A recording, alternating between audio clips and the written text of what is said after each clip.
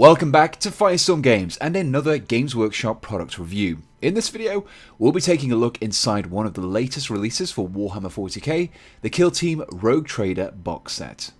During this video, we'll be opening up the box to take a look at the various rules and accessories included in this expansion to Kill Team before building some of the miniatures found inside. So let's get started and take a look at the rulebooks.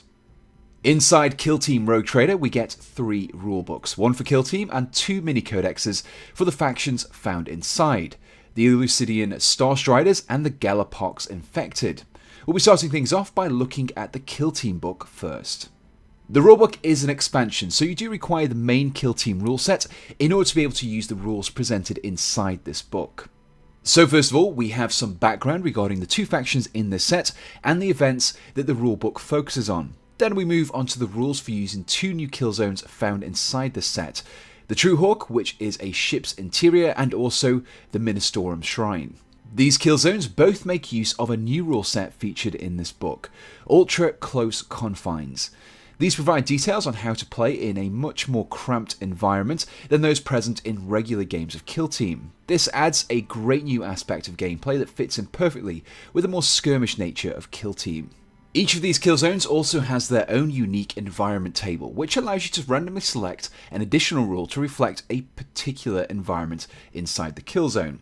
These 2 kill zones are reflected in physical form by a double-sided thick card gaming board. This board features some high-definition printed details such as debris and walls.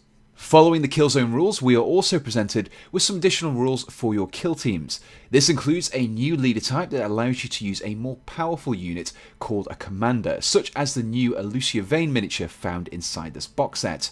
These aren't a global option, however, and are only used if the scenario played allows for it. Next up, we have the unit listings for the Elucidian Starstriders and the Galapox Infected, which allows you to use your miniatures in games of Kill Team.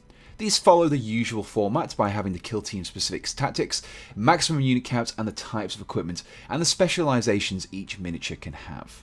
These sections are bookended by 2 new specializations, Strategist and Strength, with each of these having their own skill tree and specific tactics. Following the unit listings, we come to the scenarios. These are broken down into 3 groups: open play, narrative and match play. Each scenario is played using the kill zones featured in the box, but they also allow you to use whatever kill teams you wish, not just the Elucidian Starstriders and the Galapox Infected. In total, there are 3 open play, 4 narrative and 4 match play scenarios inside the book. The final page of the book covers some advanced rules for running campaigns using the box's contents, as well as combining the Ministorum Shrine kill zone with others in your collection. Next in the box, we have the various cards that make playing the game much easier. We have some pre-made unit cards which feature the stats and equipment of each miniature in the box, as well as some handy reference cards for all those various tactics featured inside the rulebook. Next, we have the 2 mini-codexes, one for each faction. These follow the usual format for a codex by having the background about the faction at the beginning, followed by an army special rules and stratagems, before moving on to the unit listings themselves. Then we have the points cost for the units and their equipment, before finishing off with some photography of the painted miniatures. So next up we have the miniatures. These are split across 3 sprues of coloured plastic. The Elucidian Starstriders are red, the Galapox Infected are in green, and finally the scenery is in a slightly metallic grey. This coloured plastic is great as it means you don't need to worry about painting your miniatures before they can be easily identified on the battlefield. So first of all, we have the Elucidian Starstriders, of which we get 10 individually sculpted miniatures. These miniatures are very individual, even across miniatures of the same type. The varied specializations of the miniatures in the team are presented well, with the Rejuvenant Adept holding medical supplies, and the heavy gunner of the group, Stromian Grell, carrying a large minigun. At a glance, it's very clear what these miniatures' roles are on the battlefield. The sculpts are well detailed and feature small details which help to tie in the various stylings of the team. These include the tanks on the back of the miniatures, as well as the animal detailing on the fabric of their uniforms. The second kill team in this set are the Galapox Infected in their green plastic. The easiest way to describe this varied group of miniatures is as Nurgle punks. The mixture of technology and mutated flesh gives these miniatures a very familiar yet distinctly unique appearance. The Nightmare Hulks and their commander Volgar Thrice Cursed are big, hulking and covered in mutations. While each has the typical corrupted flesh and extruded bellies of Nurgle's followers, they also have their own individual theme. This includes a Cthulhu-esque Hulk with writhing tentacles and one which is covered from head to toe with screaming faces. The Galapox mutants are a hybrid of Poxwalkers and Plague Bearers with a smattering of Necron living metal. Their frames are more smaller than the Hulks, but they are still distinctly Nurgly in their appearance. These miniatures also sport remnants of clothing and equipment from their previous role aboard their ship. However, these have become torn and tattered over time. Alongside these we have the Glitchlings, which are very similar to Nurglings. However, they sport the same metal masks that the Galapox mutants have, and are also wielding some improvised weaponry in the form of shattered bones, wooden swords, and broken glass bottles.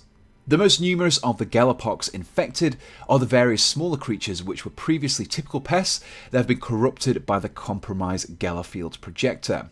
These mites, grubs and swarms of flies have been horrendously mutated and are more larger and nastier than they once were.